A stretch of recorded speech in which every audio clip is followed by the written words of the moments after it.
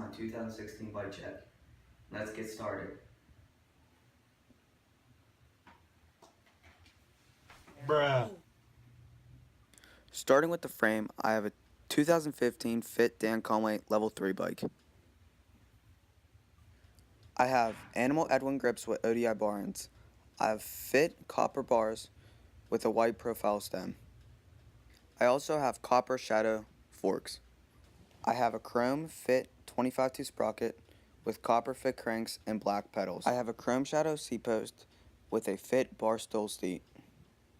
I have a black tire, I'm not sure what kind it is, but I have a back stock free coaster Revenge wheel with a alloy free coaster. My wheel in the front is matching my back wheel.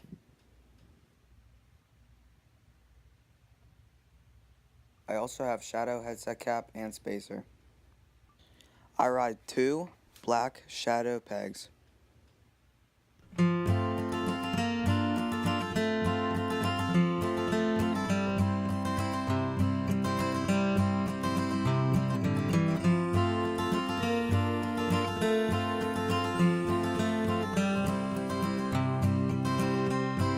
That was my 2016 bike check. I hope you guys enjoyed.